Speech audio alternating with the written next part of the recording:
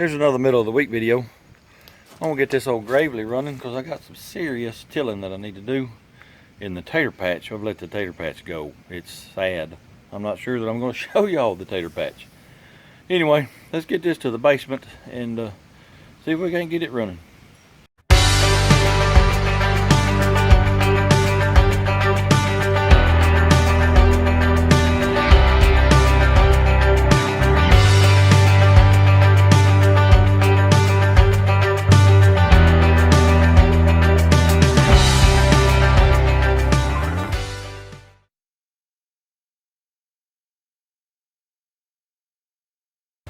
Alright, let's clear this out before we get this Gravely out. Oh my goodness gracious, that is really heavy. So is that one.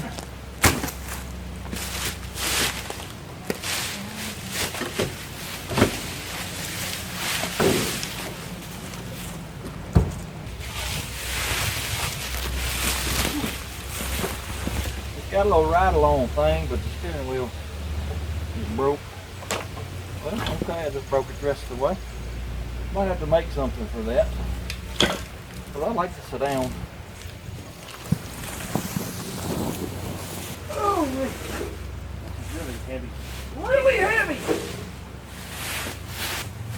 Oh, good grief.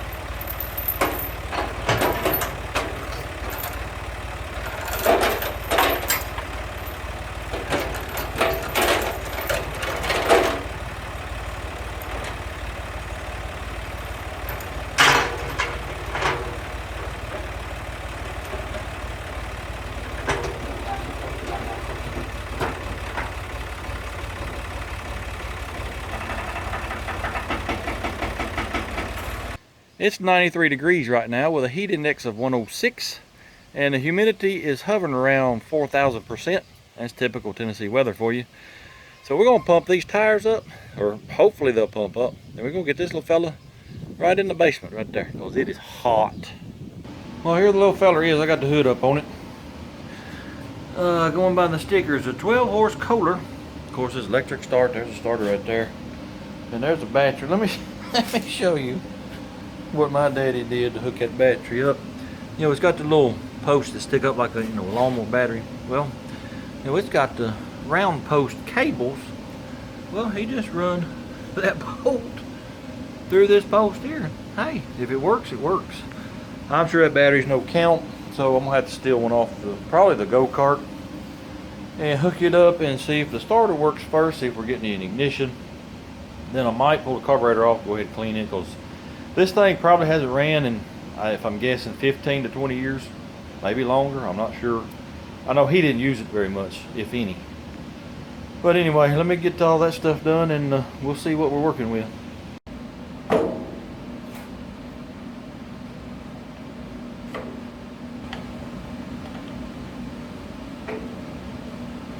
All right, let's hit the start bar and see what happens. And we have nothing. It's got an extra button here. This is supposed to be a key. It's been changed to a push button. And this extra knob here goes to, I believe, what is the regulator rectifier up there. So maybe it has to be on. Let's see. No, sir. Well, alrighty. Let's get the meter out. I reckon the first thing we need to do is make sure we got the battery voltage. 12.26. Here's the start tar solenoid right here. Alright, let's see if we're getting anything to the solenoid. Absolutely nothing. So, let's check the other side of that switch if we can get to it. We're getting 12 volts to the starter switch. Alright, let's check the other side of it. nothing. We have a bad switch. Due to me being impatient, let's jump this starter out and just see if it's going to turn over. What scared me? Oh yeah, at least we know it ain't locked up.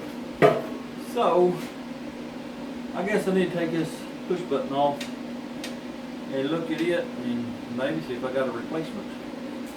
Alright, I'm not real sure what this switch here does. I think it's on and off. See, this used to be a key off, run, start. Well, now they just have a starter push button. And I think this is on and off. And it's not acting right. I thought it was okay, but I think I'm checking it wrong. So, I might have to replace that switch too. But it acts like it ain't working. Alright, I found a push button for the starter. This is some of those switches I use for the shifter on the go-kart. And I found a toggle switch in the drawer. That'll be the on and off right here. So let me get all this wired up and I'll be right back. Doggone you, why won't you come loose? Come loose! Hey! Let me undo the battery real quick. Yep, let's do that. Alright. Let's try that again.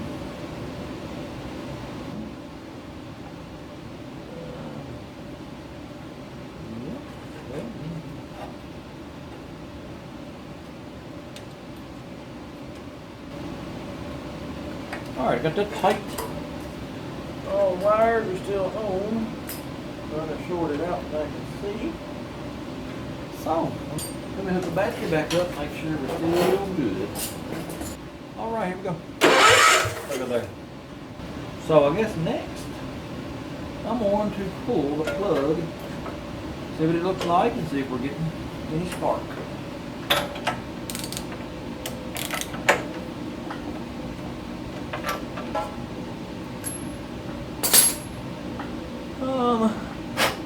It's a little black, but I believe that's too rich. I don't think it's oil. It don't really look like it. Alright, let me plug it in,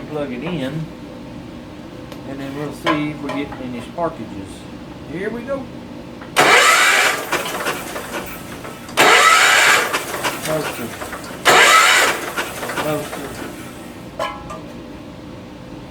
I tell you what, this is an external coil, so it's probably battery ignition. Yeah, it has to be. Let me put the meter on it and see if we're getting any voltage. All I know is that right there says power to coil. Alright, well let's check. Let's on the coil and see if it's any good. Alright, the primary windings are good. So let me check the secondary windings. Secondary windings are not looking good. I think a coil might be burnt up. Alright, I just stole the coil off the old Willis motor. And let me show you this. It says use with external resistor, meaning I have to use the resistor I was using on it. And some of these will say internal resistor. You don't have to have this, it's already got it. If you run 12 volts on this coil, eventually you're going to burn it up. You've got to have that resistor in line. I really hate to hold this wire because I know it's going to knock the crap out of me if it sparks. But I'm going to do it anyway.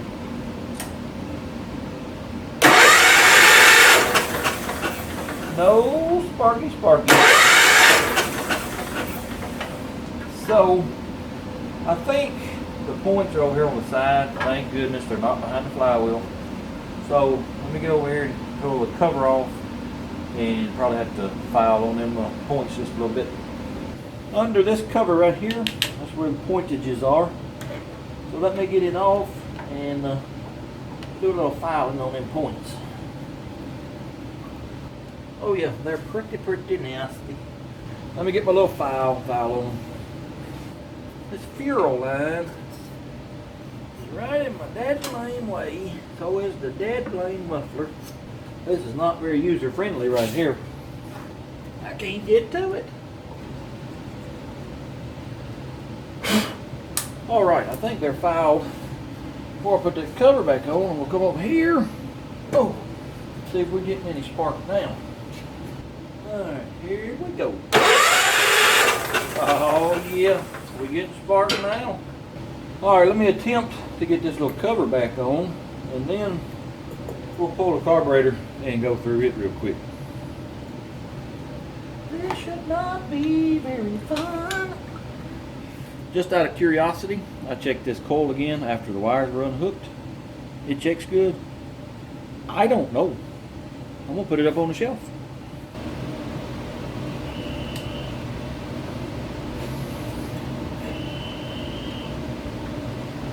Y'all hear that frog? He's been in here for about a week. Let me get this carburetor off, and we'll go see if we can find him and get him out of here. All right, this is normally how I find a frog in this basement. I'll get on the old YouTubes, and this is the sound of a toad frog. I'll play it, and the frog in the basement will start hollering back at this frog. So let me turn that fan off where we can hear a little bit better, and then we'll see if we can find him. All right, let's see if we can find him.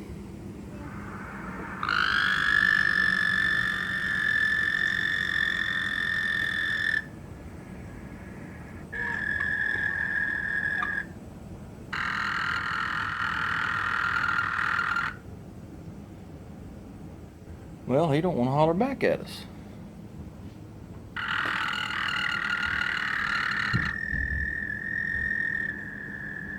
Well, let me try a different call. All right, here's a gray tree frog mating call. See if he'll answer that.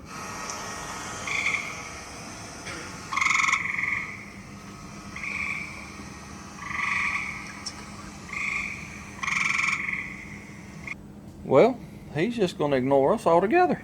Huh. Well, I got the bowl off the carburetor, and it had a lot of junk in it. I don't know what that is. And I can't get the main jet out. So I think all I'm going to do is try to get that needle out of the float valve, because it's wanting to stick a little bit. Clean it up good, and then spray carburetor cleaner in every hole I can find, and put it back together and hope that's good enough. Carburetor is thoroughly clean, so let's get her put back on. Where's the screw? Where did you go, Mr. Screw? I done lost. Oh, there it is, right there. I see you, little buddy. Come here. All right. I guess now put some gasoline in it, put the spark plug back in the hole, and pull it outside and see if it'll start.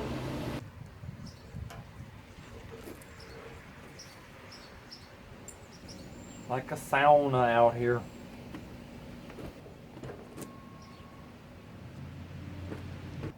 All right, I think this is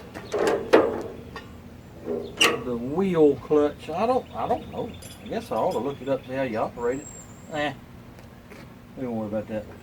Choke right here. Pull on. Where's the WOMPOW? Oh, here's the WOMPOW. WOMPOW. WOMPOW. WOMPOW. We'll put it at just a WOM, not a POW. All right. Switch is on. Here we go.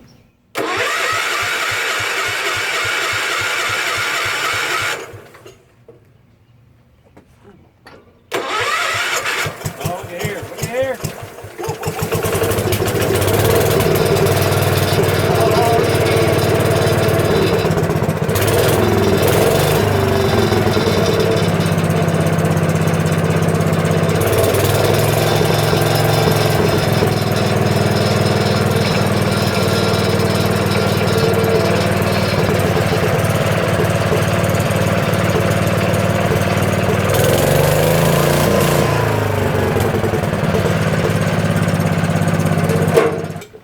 Seems to run pretty good. There's a lot of crap on top of that head, so I'm gonna get the air compressor turned on. Try to blow that out, because I don't want it running hot.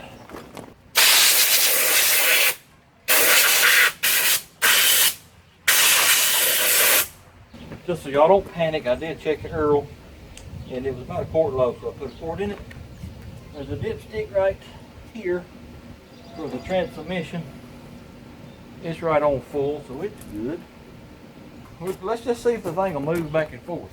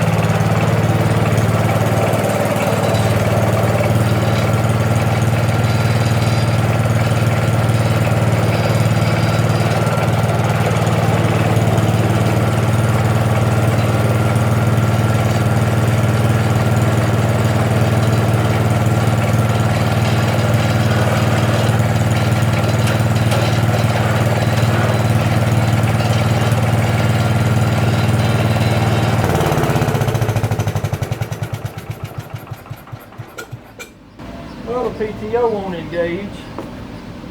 So, let me look at that. Let me show you what was wrong with the PTO clutch. There's a lever right here. Got a rod attached to it that goes all the way back there. And then there's a shaft right there. That shaft is an eccentric, and it moves a gear inside here back and forth that engages and disengages the clutch. It was stuck. So I put a croissant wrench right there on that lever and give it a good yank backwards. Broke free, and now PTO works.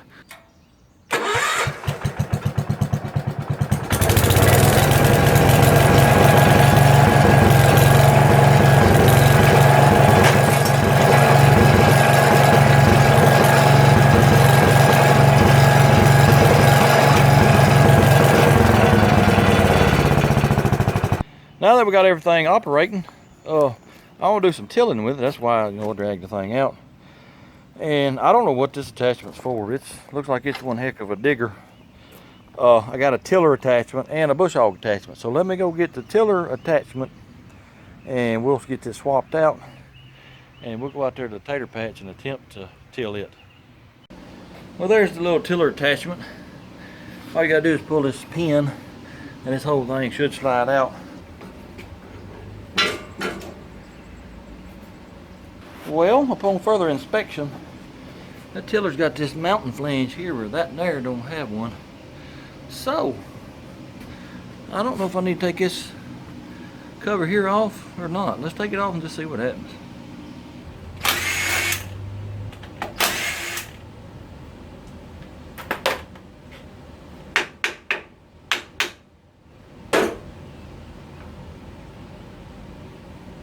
Well, I reckon it just mounts right to this flange.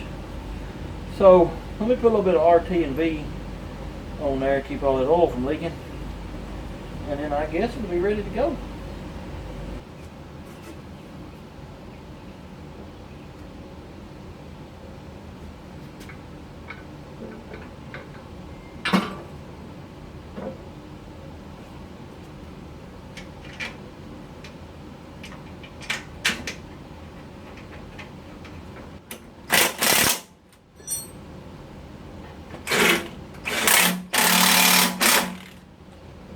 Well, I don't know.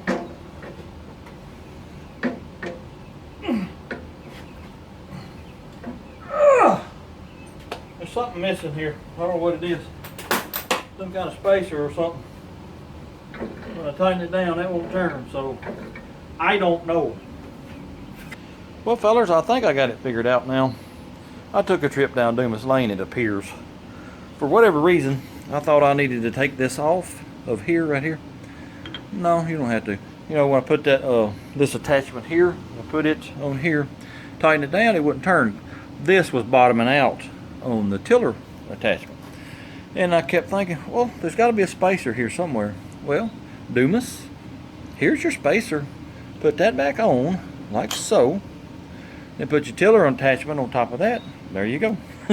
Let me get this put on, and then we'll maybe go do a little tilling. Oh, yeah.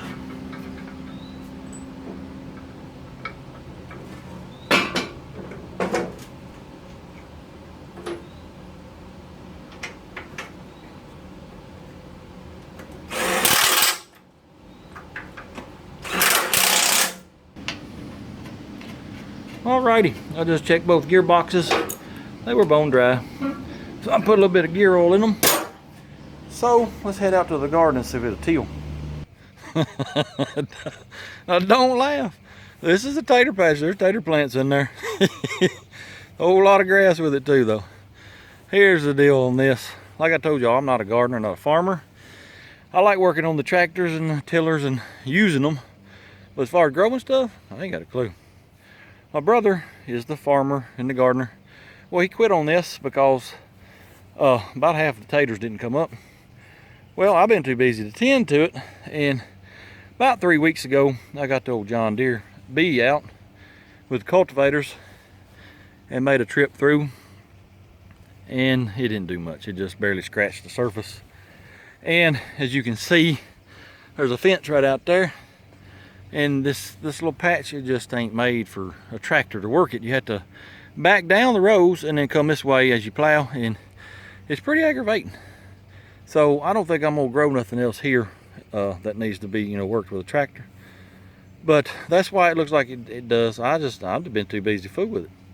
So let's just see if this tiller will till any of it up. If not, well, I guess I'll just mow it down, plow it up, and smooth it out so it will grass.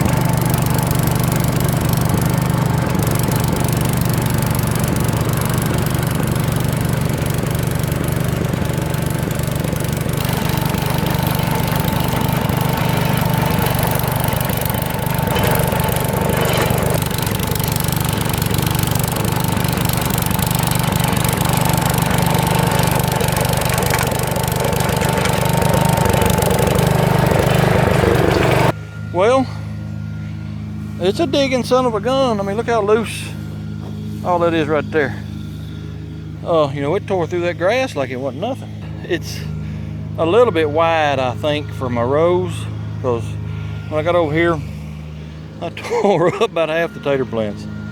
So that is a row laying off issue there. But it's just, they're too far gone, I think, because, you know, I need to chop out the rows too, and I ain't gonna do that.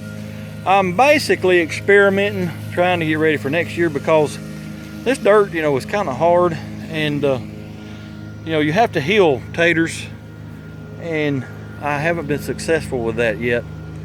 So I'm just experimenting with stuff, trying to see what'll dig this dirt up enough to give me enough dirt to heal them. Like I said, I'm not a farmer. I don't know. I ain't got a clue what I'm doing. I'm just experimenting, trying to learn. But a little Gravely, it's a digging little sucker.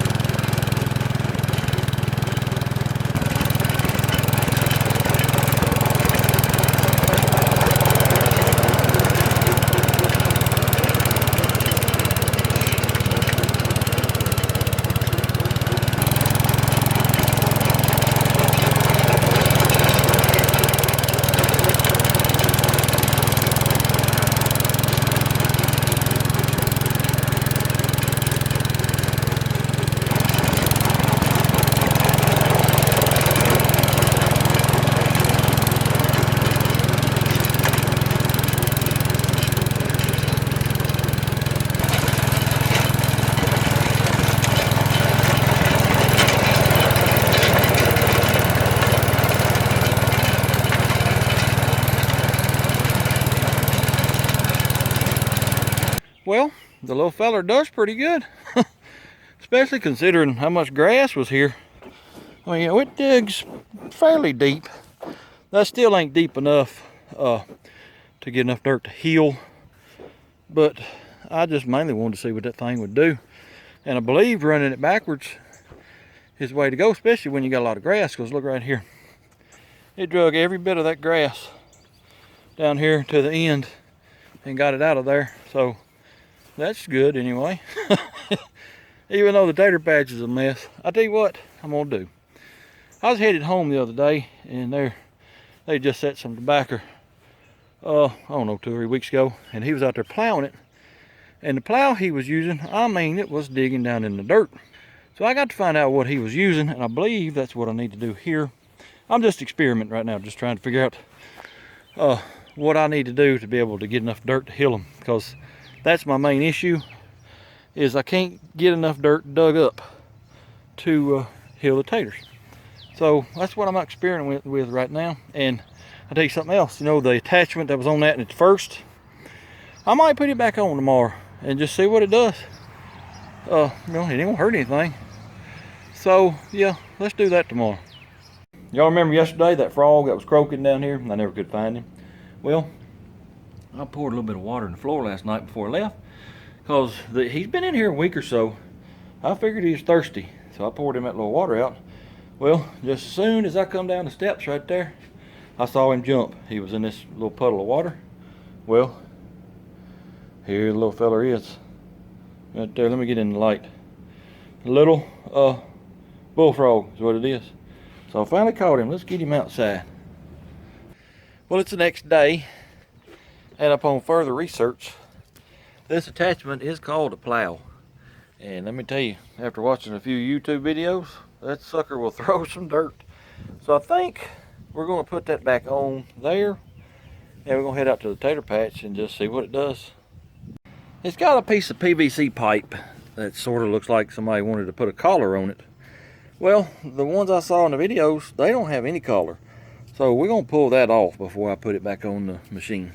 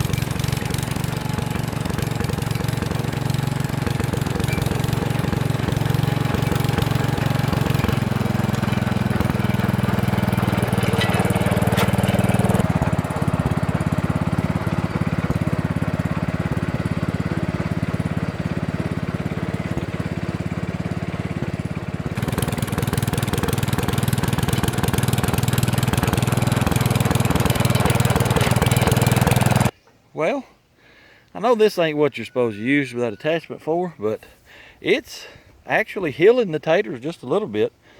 So I think what I'm gonna do is I'm gonna finish plowing the rest of it, and we're gonna get the old John Deere out, get the healers on it. Let's just see what happens with it. I'm sitting here taking a break in the shade while I finish plowing this garden, because it's hotter than the devil himself today. And I think I've developed a plan that might allow me to put the tater patch here again next year and have plenty of room to use old John Deere. What I'm gonna do, I might bring it back to about where I'm sitting. That's another 15-20 feet. And then I'll leave 15 or 20 feet on the other end, give me room for the tractor to turn around. And these guy wires on this pole going up to the windmill, make them where I can unhook them down here at the bottom pretty easy and bring them over here to the pole, fasten them to the pole, you know, so they'll be out of the way. And then I can bring the tractor on over. I can probably get another 2 or 3 rows if I get that guy wire out of the way. And I believe that might work. I'll have to ponder on that and just see what I think. Well, I tell y'all what, I'm pretty impressed with this little machine. I'm glad I got it out and got it running. It's got all kind of attachments you can get for it. I was doing a little research last night and come across a website that had a brochure looked like from the 60s. It had all the different attachments you can get, and it's just wild what you can do with this thing. You got a rotary plow, you got a tiller, bush hog. They had rotary mowers, reel mowers, snow blowers, snow plows. I think there was even a pressure washer attachment for it. That's pretty wild. The whole thing will fire right up too, so pretty impressed with it. It does smoke. I'm sure it probably needs to be honed and re-ringed. Might do that sometime.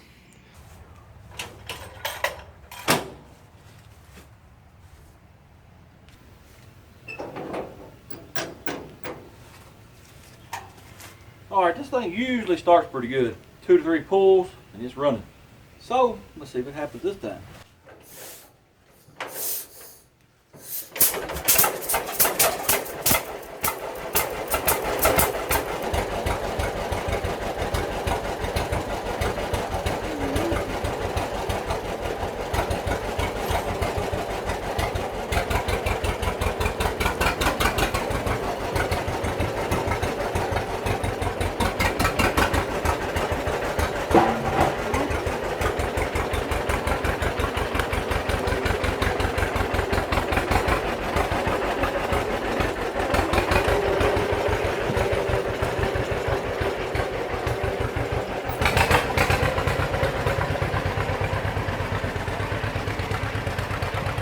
Well, there's my 2 hilling discs, and I think I'm gonna put them on the right side over here. So what I got to do is get this one and that one off, and these little, I don't know what you call them, skirts, I don't know.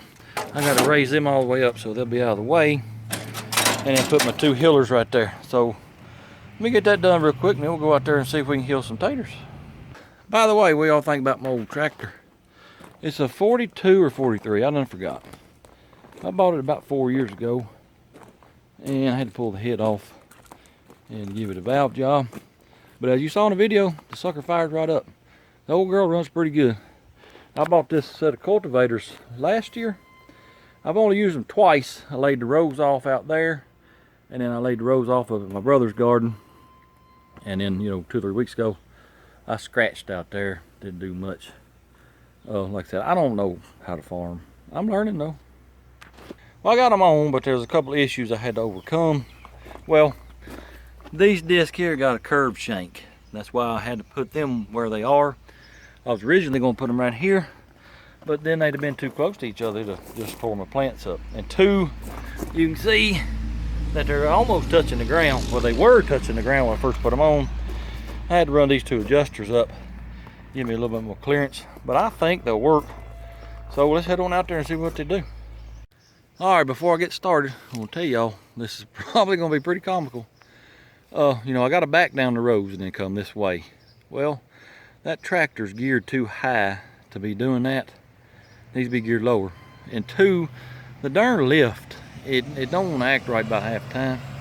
And sometimes you gotta kick the darn pedal 50 times to get it to go down, and that just makes me so mad. So don't be laughing at me.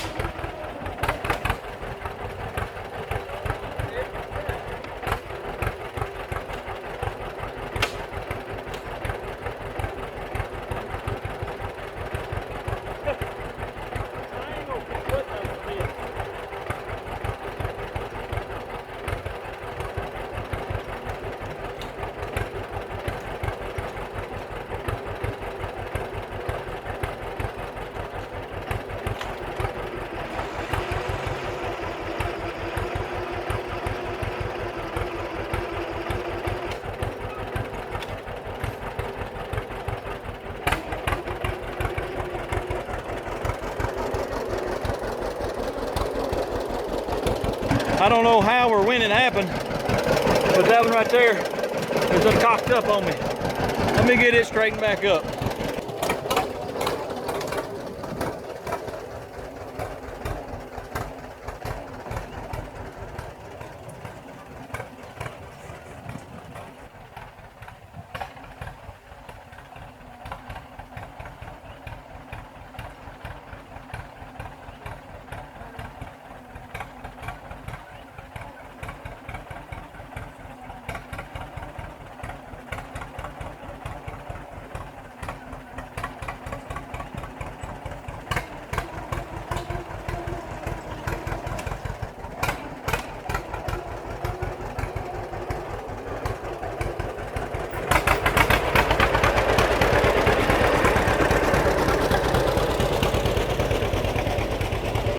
I tell y'all what, that's just, you just don't know how aggravating that was for me to do. That stupid lift, we're gonna have to look at it. That's just all I can say. It ain't working right. But anyway, I sort of believe we're on the right track, because that's healed pretty good.